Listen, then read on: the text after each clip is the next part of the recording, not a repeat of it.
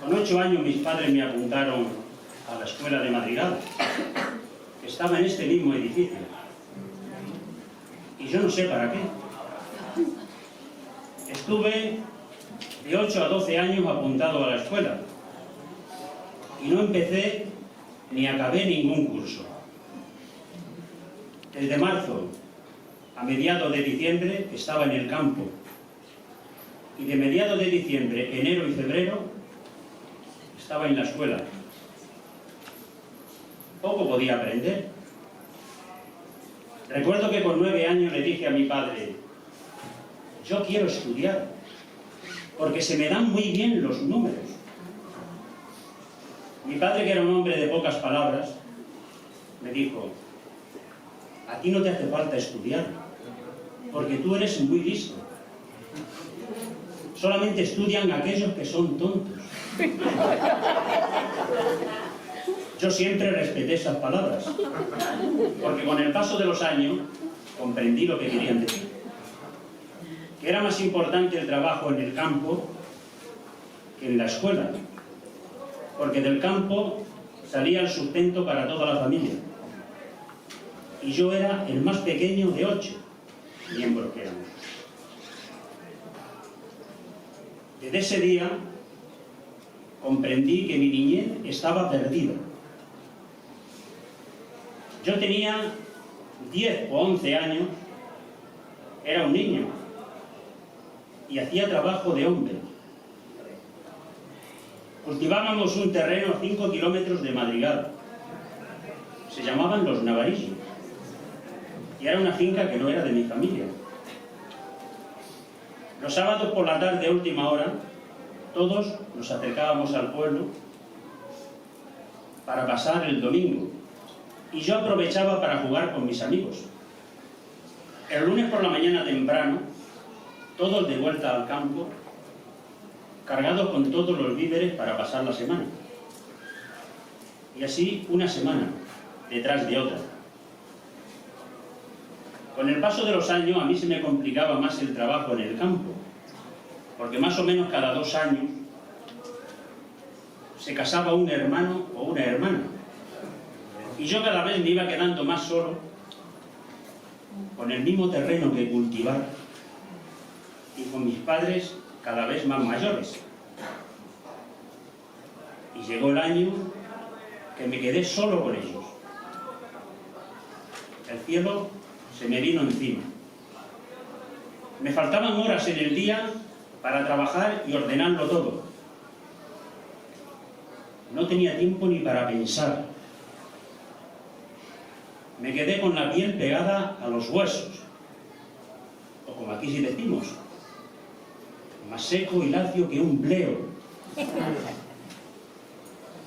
En más de una ocasión me pasó por la cabeza tirar la toalla y abandonarlo todo, pero no lo hice por respeto a mis padres, porque ellos me habían dado la vida, y abandonarlos en esos momentos tan crueles y duros seguramente que hubiera sido su muerte. A mí ya me daba todo un poco igual, porque yo sabía que mi niñez estaba perdida y mi juventud seguía los pasos de mi niñez. En 1972 yo tenía 17 años y ese año fue tan duro o más como el anterior. Después de cultivar la cosecha, llegó agosto y cortamos y colgamos el tabaco. Tardamos 15 días más al estar los 3 solos. Y cuando acabamos le pregunté a mi padre: ¿a cómo ha ajustado usted el precio del pimiento en rama a los compradores murcianos? Y me dijo: a 3 pesetas el kilo, como todos los años. Dicen que no lo pueden pagar a más. Bueno, llegó mediados de septiembre y teníamos en el corte 17 peonas. Y dice uno de los compradores, que tenía la voz un poco rasposa: Cojan ustedes los pimientos rojos, los demás los dejen. Yo, que nunca había levantado la voz, mucho menos delante de mi padre, les dije: señores, aquí las órdenes las doy yo, y el precio que ustedes han ajustado con mi padre no vale. Esta cosecha que ustedes ven vale a 4,5 pesetas, porque a 3 pesetas que ofrecen ustedes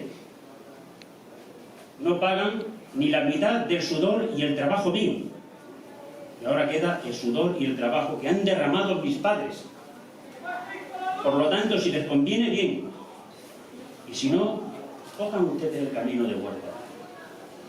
Porque miren, allí tengo 3 secaderos, 2 camiones de leña de encina, y ahí están los 2 caballos aparejados para acarrear el pimiento y secarlo como siempre hemos hecho. Y no nos va a pasar nada. Así es que, señoras, a coger pimiento.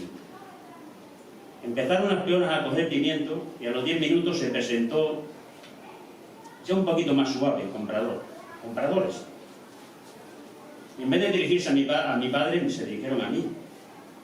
Dice: oye, chaval, estamos de acuerdo con el precio que has fijado y te felicitamos por haber sacado esta gran cosecha tú solo y tus padres.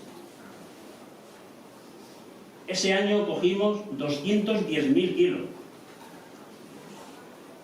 y les embolsé a mis padres más de 300.000 pesetas extras,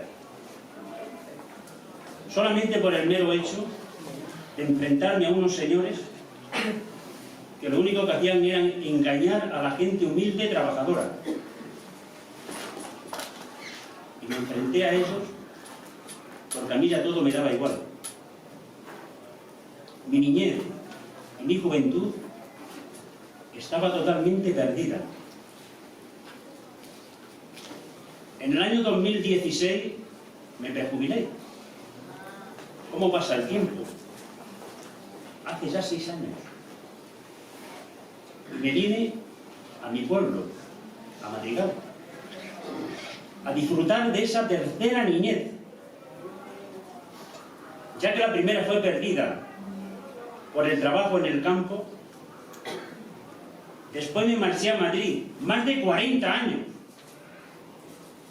trabajando como profesional conductor de autobuses, más de 16 horas diarias, para que a mi familia no le faltara de nada. Eso sí, pagando un alto precio, no disfrutando de ellas. Hoy soy feliz en mi pueblo, en Madrigal, con mi familia. Veo a mis hijas, juego con mis nietos. Soy feliz con mi huerto, con mis amigos. Colaboro en las cofradías de Semana Santa y del Cristo de la Luz. Canto en el coro de mi parroquia. Hemos creado la Asociación de Pitarreros de Madrigal. Y hago aquello que más me gusta, la lectura. Escribo poesías, poemas, relatos, cosas que tenía que haber hecho hace 60 años, con esa niñez perdida.